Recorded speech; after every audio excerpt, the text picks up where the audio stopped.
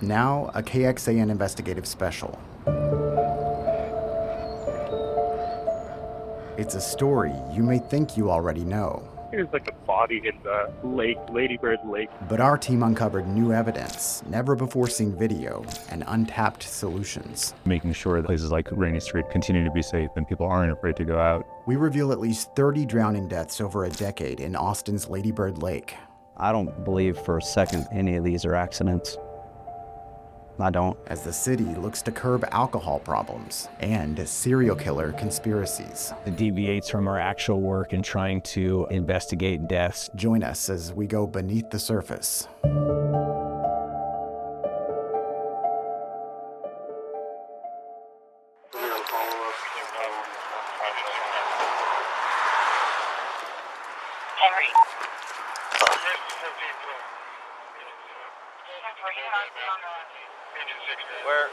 Where's it at? Rescue 14 received. So you see that boardwalk where the people are standing? Yep. Go straight out about 25 yards in the water and I you see. can see it floating. Yeah, I see it. Look through Yeah, here. you can see like 101.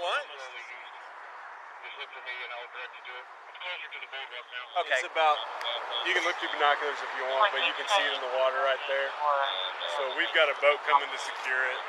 Okay. So it's a confirmed body? Battalion 1. Yeah. Battalion 1, missing person again. Negative. I knew it. The second the call come out, I knew it. What? That Rainy Street missing person?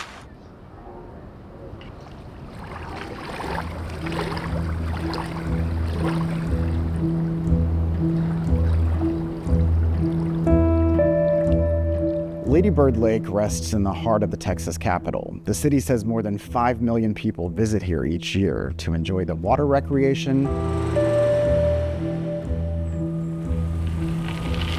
the 10 miles of boardwalk and trail,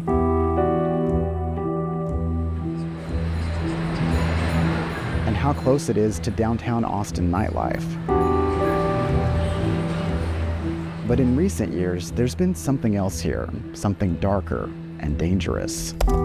Autopsy and police records our team analyzed reveal at least 30 people have died by drowning in the lake since 2015. That number's left questions and doubt for many families.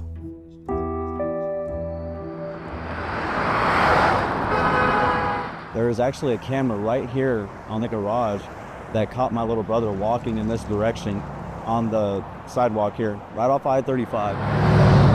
I first met Mitchell Gutierrez at the last place his little brother Martin was seen on surveillance in 2018. It was just blocks from where he'd been drinking earlier that night. So you see him looking down at his phone and he walks, and we get to this corner right here. It was hard to tell, it was kind of dark. What time was the video here taken? The video here was at 1:33. It's unclear what happened next. That late, it would be tough for anyone to see what's just feet away through the trees and down the hill. Man, we used to spend so much time out here. We'd go kayaking, fishing, or we'd see the view. I mean, the lake was perfect, man. I loved it. When you look at the lake today, what do you think? So I used to think of it as such a good time, and now it's just, I hate it. I mean, there's no other words to put. I despise this water. I hate it. It's filled with pain.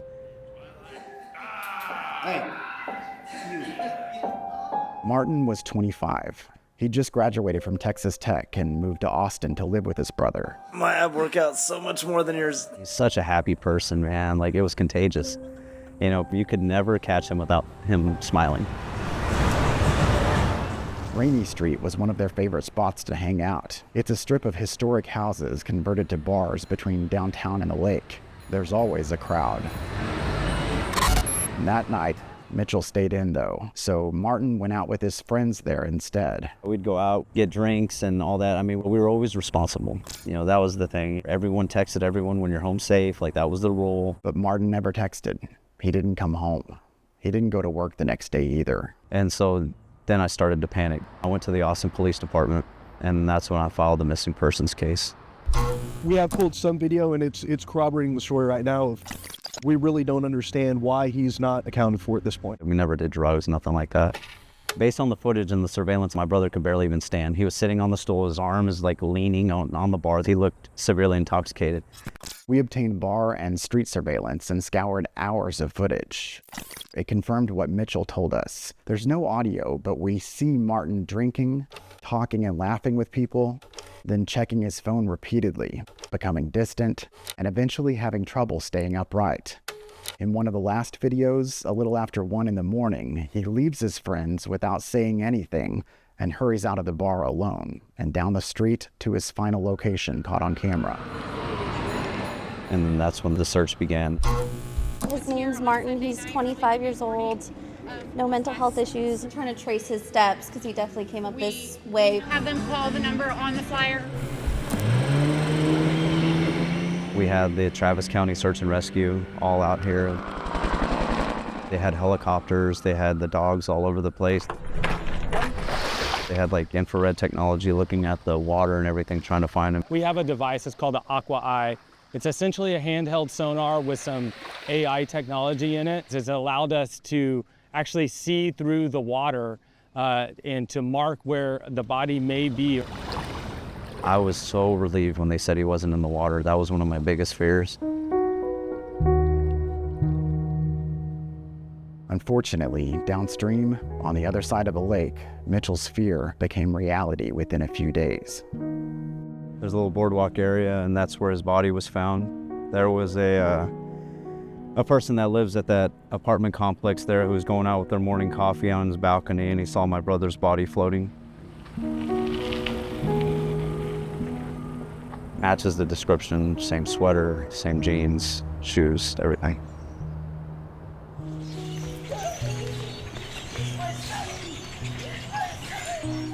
We went out there and I see my mom trying to fight through the tape, the police tape, saying, screaming, I want my son. She's like just screaming like, give me my son, I want to see my son. And I have to keep it together for her, and I just want to break down. Police later cleared Martin's case. His death was labeled an accidental drowning. The autopsy report didn't show any illicit or prescription drugs, though Mitchell suspects someone might have spiked his brother's drink. He was intoxicated, with a level of alcohol in his system above the legal limit to drive, like at least 11 other victims found in Lady Bird Lake over the last decade, some of them also last seen near Rainy Street. So I got a body over here in Lady Bird, face down, obvious body. I called homicide already. Since your brother passed away, several other people have died. I won't stop. I'll go to any council meeting I have to. He deserved that. Him, all the others, they all deserve better. You're going to find me begging and begging for surveillance and lighting. We dedicated time and space for these families to talk about their experiences and daylight issues that this council can take up. I think you just saw the emotion kind of play out. Rainy Street and parts of the lake are in City Councilman Zoe Caudry's district. Why was all of this so important to you? It's a job of city council members, of public servants to be effective, and I wanted to make sure that we were effective at stopping tragedies. And they put all the fences up here, these little wooden ones. Since Mitchell and other families spoke with Caudry and the council a few years back, the city added some safety infrastructure in the area. We installed hardwired lighting along the trail, provide some visibility. Have you seen that the lights and the fencing have actually been a success? I believe that they increase visibility, help people understand where they can and should be, and prevent people from unintentionally making their way to the water. The city also saw success with an EMS response program near Rainy Street and expanded it to other parts of downtown. It went well. We had units and medics who were easily available down on Rainy Street because of the increased pedestrian traffic. We had several instances in which their proximity directly impacted a patient in a positive manner. And leaders also launched a drink spiking awareness program. Nearly 70 bars signed up. But what about the safety feature many people say is needed most? There were no working cameras anywhere that had any visual of the trail.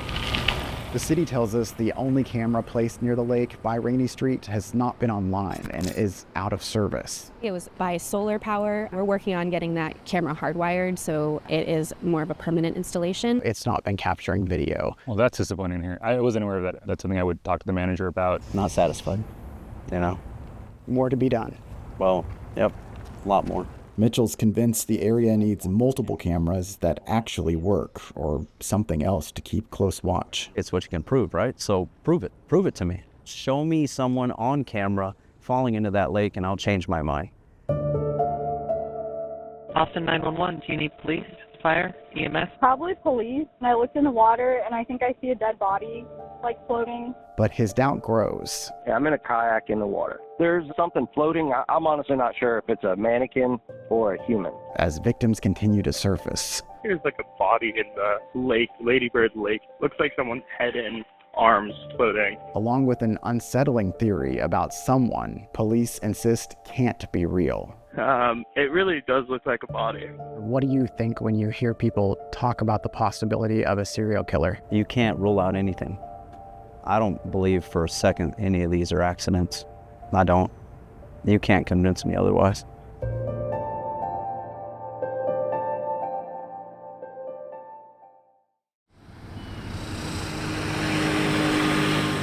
Police will do whatever they can to just debunk all of this.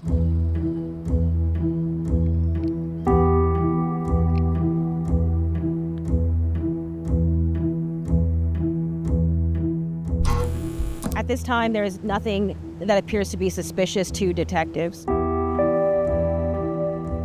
What is the first thing they say when they get an interview and when there is a body? There is no suspicion of foul play. Immediately. There was no known threat to the general public. There's no proof or evidence in any of our investigations to sustain that.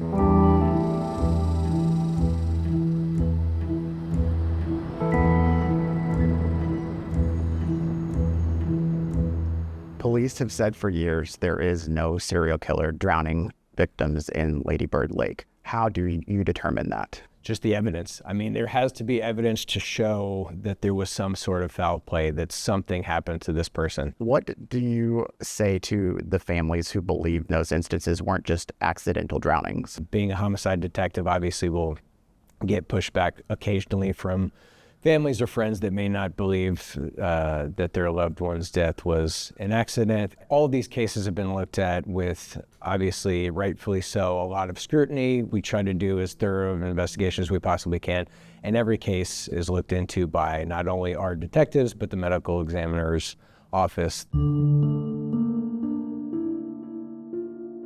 There is no serial killer. The unfortunate deaths that happen for a city this size are consistent with a population this size and a body of water that runs right down the middle of it. So our team looked at medical examiner and law enforcement data in other U.S. cities with populations roughly the same size as Austin. They also have waterways in their downtowns and along their entertainment districts, like Rainy Street here. We removed cases like suicides, floods, or car crashes in the water and focused instead on just drowning deaths mostly ruled accidents or undetermined over the last decade. Columbus, Ohio had just 6. Fort Worth had 14. They're both far fewer than Austin's total in that time. Then we came across an academic study suggesting the serial killer legend here isn't just because of the numbers, but also the rise of social media and technology today. The very real material facts of a case become spectacularized so much quicker online than they would have in any other medium. All you have to do is have an opinion, and that is why serial murder has taken off and accelerated as a phenomenon in an even bigger way than it had before. I study popular culture, trends, phenomenon, and all the different kinds of things that make us tick as a culture. We started looking at the ways in which serial murder becomes conflated with the digital space. When I first heard about the Lady Bird Lake killings, I was most fascinated by the way that people were drawn to the narrative of the water. I think that Lady Bird Lake has such alliteration, it's so poetic. It didn't surprise me that it became a hotbed for conspiracy theories around what may have been criminal activity. Why do you think we're so fascinated by serial killers. Serial killing has everything to do with our humanity. And I think that's why it is endlessly fascinating for people. But I do think it needs to be done in an ethical and moral way, and certainly not in a way that impedes the actual investigations taking place. I've got a body in Lady Bird Lake. Homicide detectives are on scene. How has talk of a serial killer made it more challenging for your unit to investigate these cases? I think a lot of the community really buys into this and really believes that there is one, and that can be frustrating. How do those theories take up time and resources during an investigation? Just a lot of different tips coming in. People think it could be their neighbor, their boss, or anyone. So they're all over the map in potentially identifying people that they think may be suspects. From our point of view, it can be a little frustrating because it deviates from our actual work in trying to investigate deaths. I host a series called Spooky Scary Storytime. When a Killer Calls, a true crime podcast. I have over, I would say over 2 million followers. Across platforms, I think it's about 2.5 million. I encourage my listeners to send me all of their wildest, creepiest, scariest experiences that they think no one will believe. These two women have built a massive true crime audience on social media, and they tell us Austin's supposed serial killer is one of the most talked about topics with their followers. They were looking to me, coming to my comment section and asking me to look into it. I just want everyone in the area to remain cautious if you're out drinking near the lake or on Rainy Street. And I'm not an expert. I'm obviously not a police officer, so I can't say for sure what's going on. I have not been able to sleep at night because I have been searching the darkest corners of the internet to find out what is going on at Lady Bird Lake in Austin, Texas. My thing is that I try to present more as a storyteller than a journalist, because I can't really fact check the emails that I'm getting. So there's no way for me to verify if someone's just making something up. I got a story about someone who encountered a very strange man around Lady Bird Lake. This man believes that he was targeted and drugged, but survived to tell the story. In these stories, people often suggest the serial killer spikes a victim's drink. But again, police and autopsy reports say the evidence isn't there. If they were drugged, then that suggests that someone did that to them, possibly. Sure. But in our cases, they still do toxicology, and we still have not found significant levels to where it's been deemed a homicide in any of these cases. How have you determined that these cases aren't connected? The vast majority of these cases, there's just no commonalities. The decedents are all different. There was a push that it may be males of a certain age. Locals can't help but feel like a serial killer is on the loose targeting these men. Why are all of these, predominantly men, going missing? Our analysis shows of the victims found in Lady Bird Lake over the last decade who autopsy reports indicate definitively drowned, all of them were men, and their average age was 34. The other thing that really fascinates me about this case is how most of these victims were last seen on Rainy Street. And they've even named this possible killer as the Rainy Street Ripper. Our narrowed list of those confirmed drowning victims shows fewer than a quarter actually disappeared from or were found near Rainy Street. Do you think what you're doing is contributing to rumors and conspiracy theories? No, I don't. My main goal is to always be respectful, get people talking about cases that would otherwise go unheard. Social media is unique in that anybody can be part of the conversation. You can't control what everyone says in the comments. Social media is driven by clicks and algorithms that stress sensationalized stories. So I don't think you can do anything about that, but hopefully this will allow for a more moderate and rational discussion. We also learned about a new study from Texas State University's School of Criminal Justice and Criminology. It was a partnership between Austin police and the authors, one who's an expert on the topic. Serial murder is a very rare event, but it's also one with very serious consequences. Dr. Kim Rossmo used to be a detective inspector in Vancouver, where he played a key role in identifying the patterns of one of the worst criminals in Canadian history, the pig farm serial killer. Women were disappearing.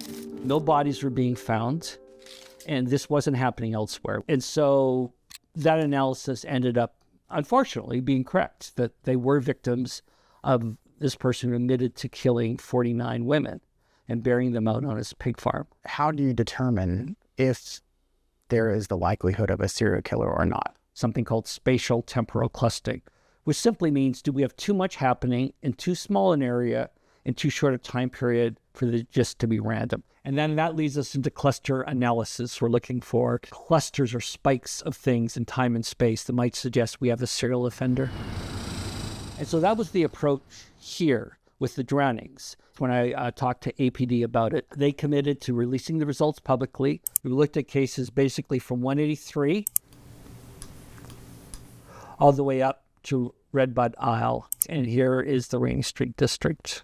Locations, latitude and longitude, dates for when the bodies were recovered, and other key characteristics, sex, age, cause and manner of death. So essentially, people that truly died because of a drowning. These are the cases that match the MO and the victimology of the Rainy Street Ripper. Who, like police, Dr. Rossmo concluded, doesn't exist. Do you feel like the results are going to convince people, finally, there is no serial killer? I think they'll convince some people. Others, the research is very clear that once people make up their minds, some of them can be very, very difficult to budge from that. Austin isn't the first city with this problem, drowning deaths and a serial killer theory. This is nothing new. I remember people in La Crosse, Wisconsin talking about the very same thing. Male college-age decedents had drowned in the river up there as well, and it was the exact same talk that we hear about now. Leaders in La Crosse, Wisconsin even brought in the FBI to dispel rumors there, but people say it was something else that really helped calm fears, a unique community-driven solution that actually prevents drownings. So we traveled 1,200 miles north to find out more.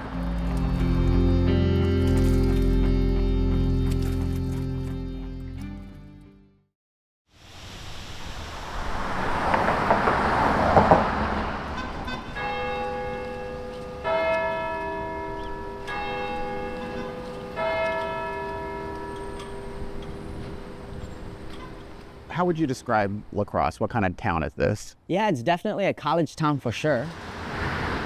I myself went to UW La Crosse as a student.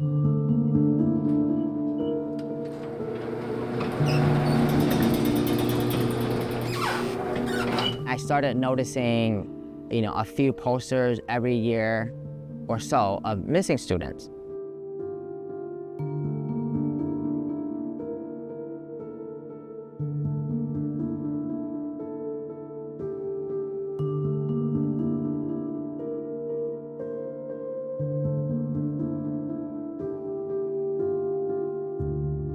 The FBI did actually look at it because of all the attention that we got. They deemed it there was no foul play. In my opinion, it's purely alcohol. The culture is to drink as much as you can, as fast as you can. It's very unfortunate.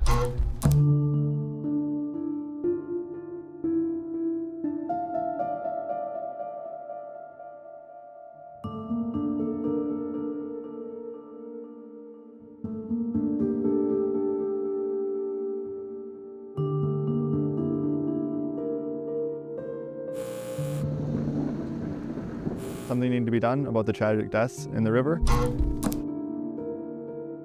So student leaders got together and they were trying to press leadership within the community, like we gotta do something, what do we gotta do?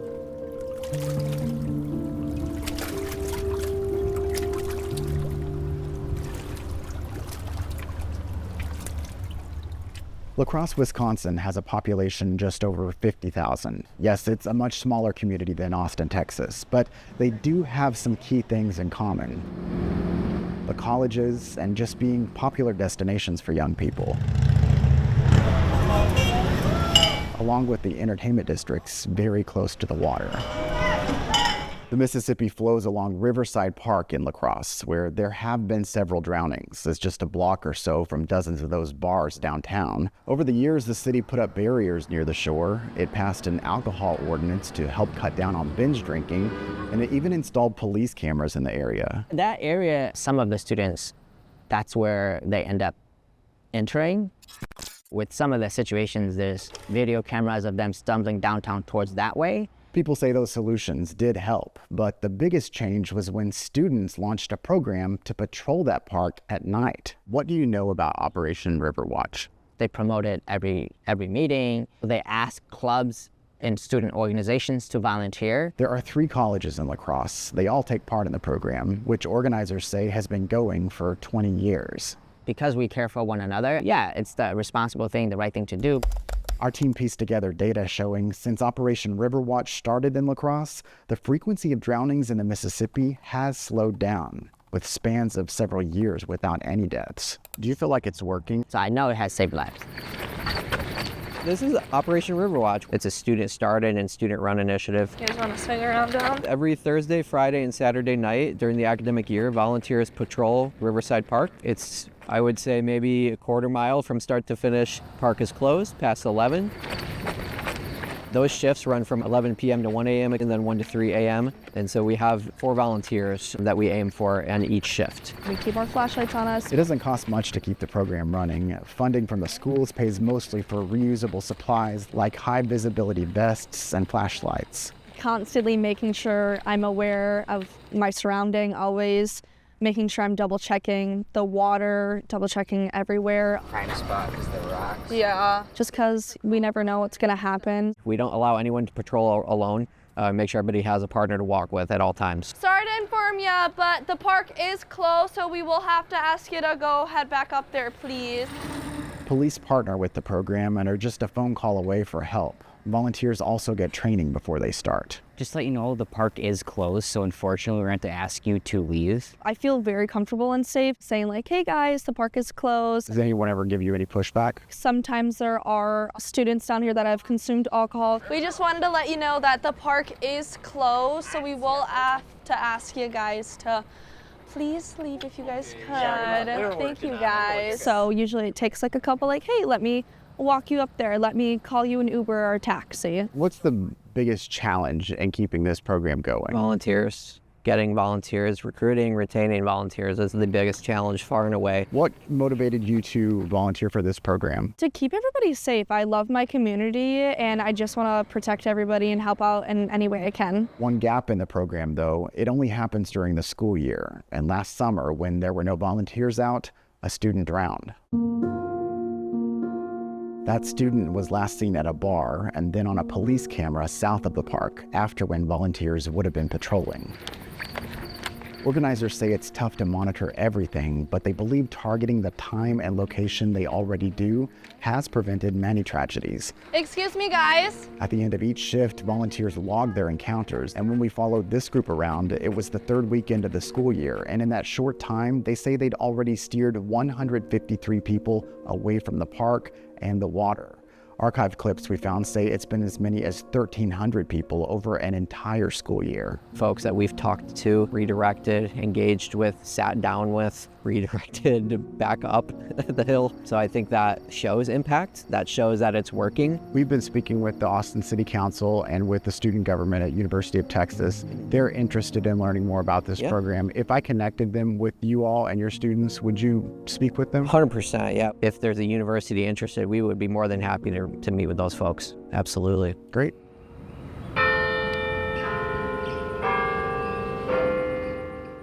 So our team actually went to La Crosse and got video of Operation Riverwatch, and I want to show you a little bit of that now. Every Thursday, Friday, and Saturday night. So many students wanted to come up with a solution that they could be part of because they were seeing it happen to their own community. When we got back to Austin, we met with University of Texas student leaders and City Councilman Zoe Caudry. Making sure that we prevent something horrible from happening is something that we really need to do, I think, a better job at.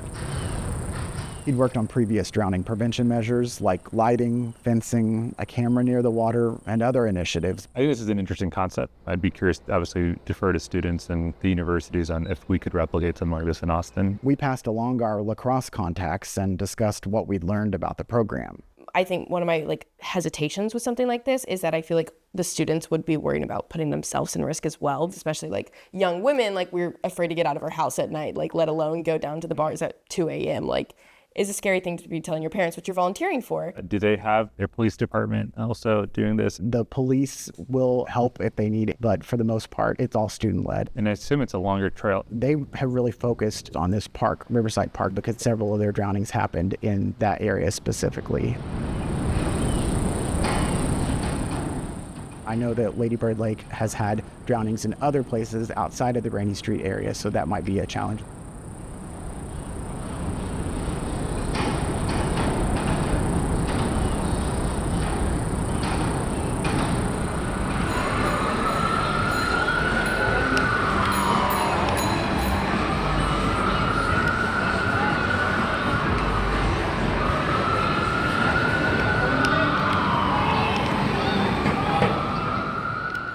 But I do think what we at the very least should do in Austin is build on the work that we've done as a council and making sure that, places like Rainy Street continue to be safe and people aren't afraid to go out. When Martin went missing, we were destroyed. Mitchell Gutierrez pushed for those solutions in the past. Try to bring awareness to everybody for safety, especially at the bars in this area. But he still hears stories like his brother's every year, which he says means the city still needs to do more. I mean, the current had brought him right around this boardwalk area here. Until that happens, he'll keep telling people about his brother's last night out on Rainy Street in 2018. Maybe it'll help another family avoid this kind of loss. What's it like to come to this spot? Painful. For the longest time, I felt like he was here. I know he's not here. It's just empty now. It's just filled with painful memories.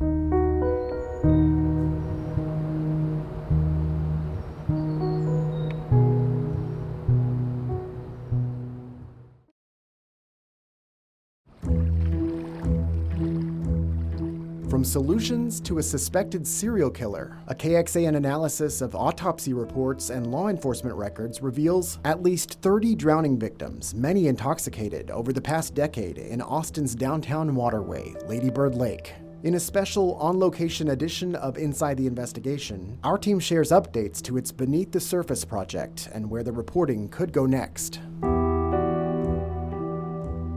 Welcome to a special edition of Inside the Investigation. Arzo and I are here at Lady Bird Lake today talking about our team's latest project, Beneath the Surface. Specifically, we wanted to dive into some of the things we couldn't quite fit into the stories and some of the challenges that we faced as well. Speaking of challenges, let's talk about the data. Finding data to see what was tracked as far as drownings here in Lady Bird Lake was pretty difficult. Our team actually had to go to the medical examiner's office here in Travis County, the morgue, and piece together our own database, autopsy by autopsy, because we found out that the city of Austin and Travis County don't really track accidental drownings the way that we needed to understand the scope of the problem happening here in Lady Bird Lake. So we looked at everything from toxicology to location of the bodies to put together that and find that there were 30 accidental drownings here in Lady Bird Lake over the last decade.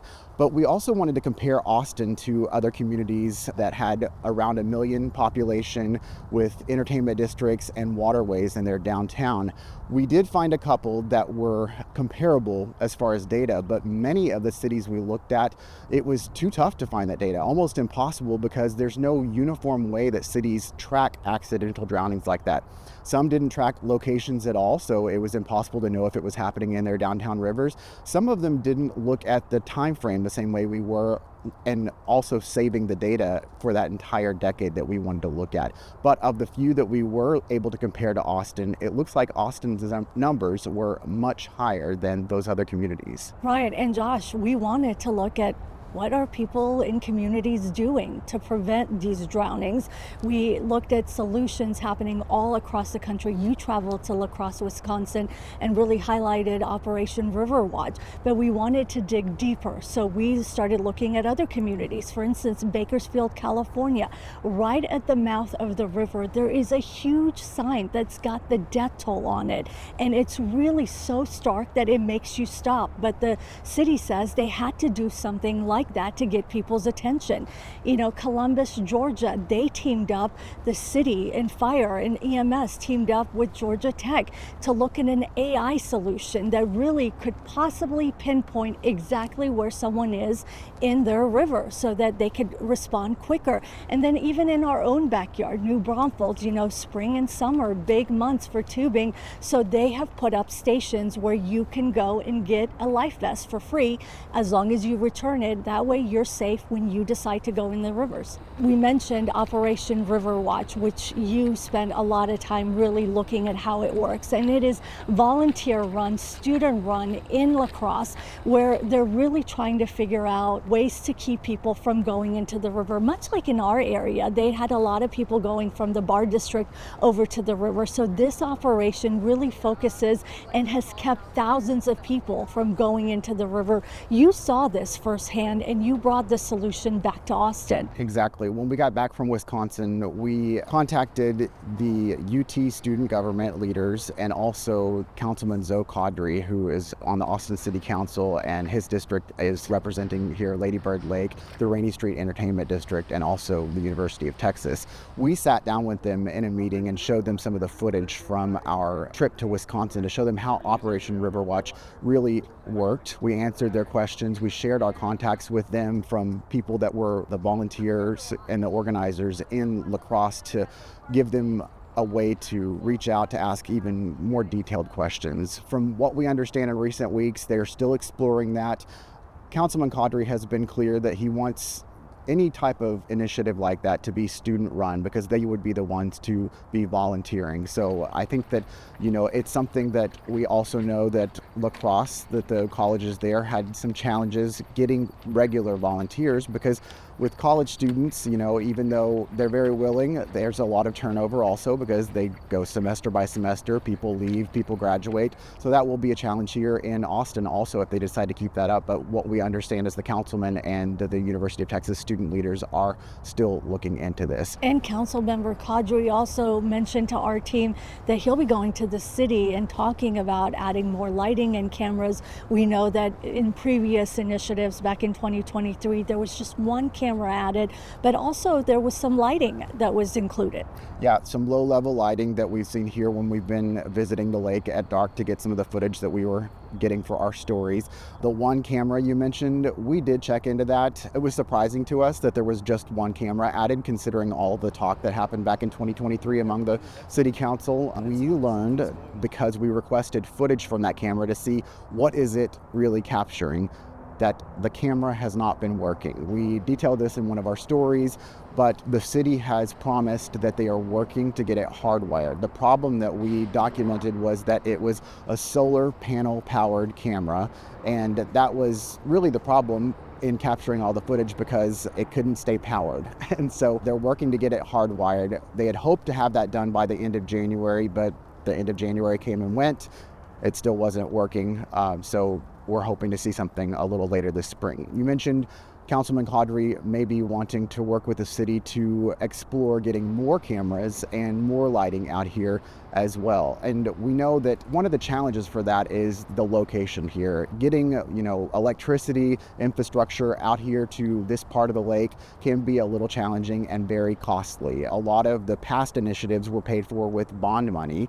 And so if that is something they're going to explore, they have to set that in the potential bond package that would be coming up later this year or possibly in 2028. And Josh, these safety measures, this is something that victims' families have begged for years.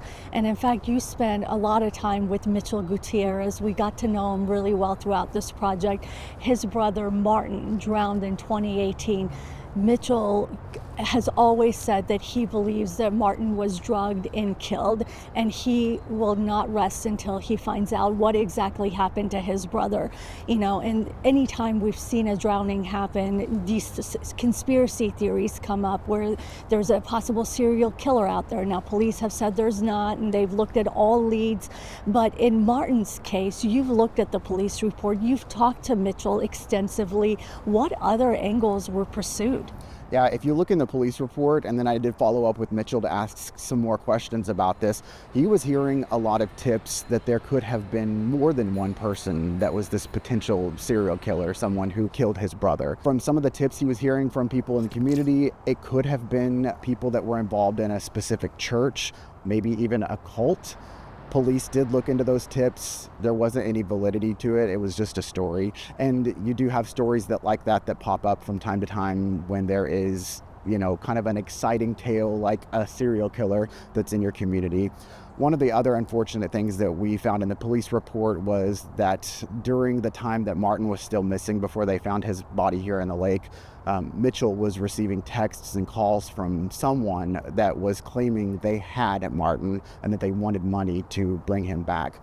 Very sad situation. They, told Mitchell, do not contact police about this. So he was very torn about what to do. He wanted to make sure that he got his brother back and safe and sound. When he was finally ready to do something about it, days had gone by and they were going to meet with police. And in that meeting that day, that was when they found out that there was a body that had been found here. It was likely his brother. When they came out here, that was what had happened. So someone had been scamming him, trying to get money from him. There's a separate police report that's attached to the missing persons case that shows that Martin's bank account was actually drained during this time, and they never found out who did that as well. So it's a very sad situation. Unfortunately, it happens to a lot of victims' families during tragedies like this, where scammers will try to take advantage.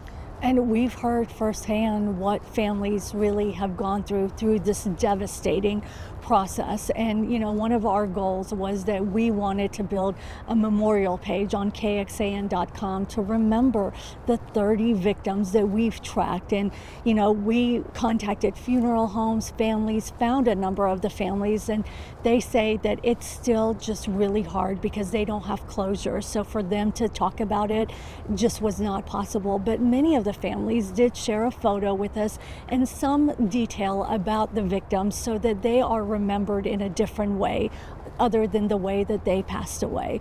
And, we continue to add to this page. So if you know a person on this memorial page, if you would want to share a photo, something about their life so that we can remember them in a different way, please go ahead and share it with us. Yeah, and we'll have that on KXAN.com. And of course, we will continue following up with all of these stories and potential solutions as they play out here in Austin. Thank you, Arzo. You may not know a park police unit actually once held enforcement authority on this waterway, but that unit has since disbanded, leaving its duty along with safety to city police patrols and Austin firefighters. In fact, AFD's Battalion 6 plays a major role in dive operations and water rescues. Coming up, an inside look at the training that group goes through, along with the unique challenges they face on Lady Bird Lake, when Beneath the Surface continues.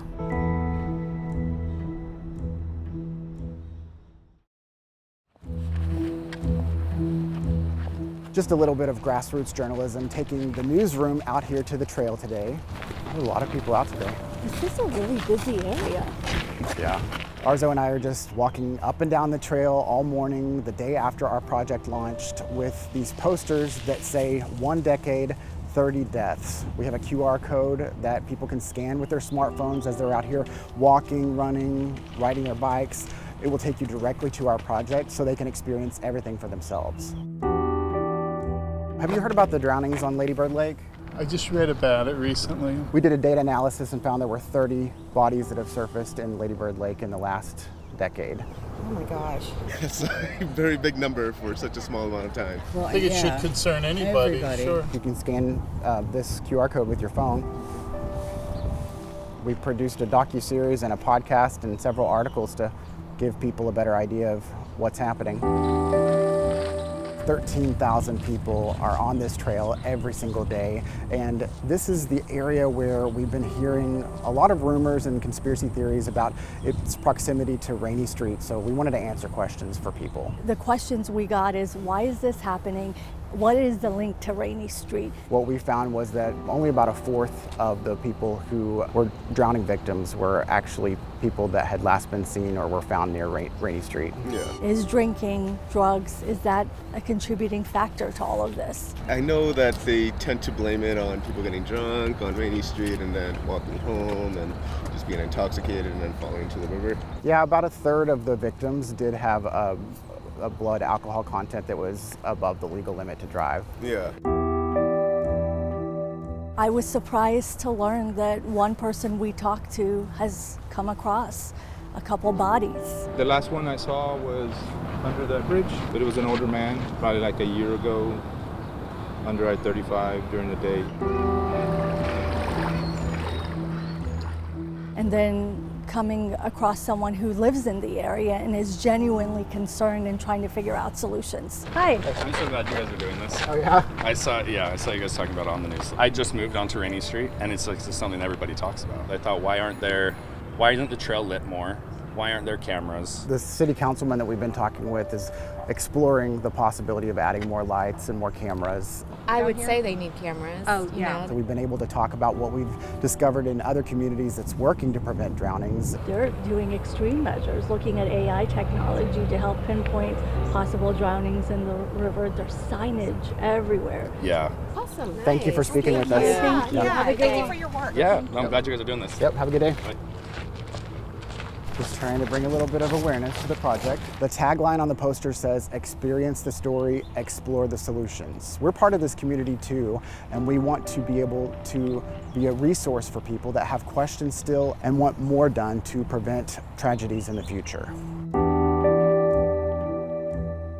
One of the questions we heard most, do police have evidence showing any drowning victims who were out at Austin bars were also drugged? Well, to determine that, you would usually look for the most common date rape drugs used to impair someone, but those can metabolize quickly, according to experts. Because of that, testing urine is the most effective within 12 to 72 hours of ingesting Rohypnol, ketamine, or GHB. For blood tests, detection narrows within 12 to 24 hours. Bodies in the data we analyzed were often found after those testing windows. And a further complication, researchers say GHB, for instance, can be produced by a body after death due to the natural decomposition process. All reasons finding a body fast is important, but Austin firefighters say Lady Bird Lake presents unique challenges.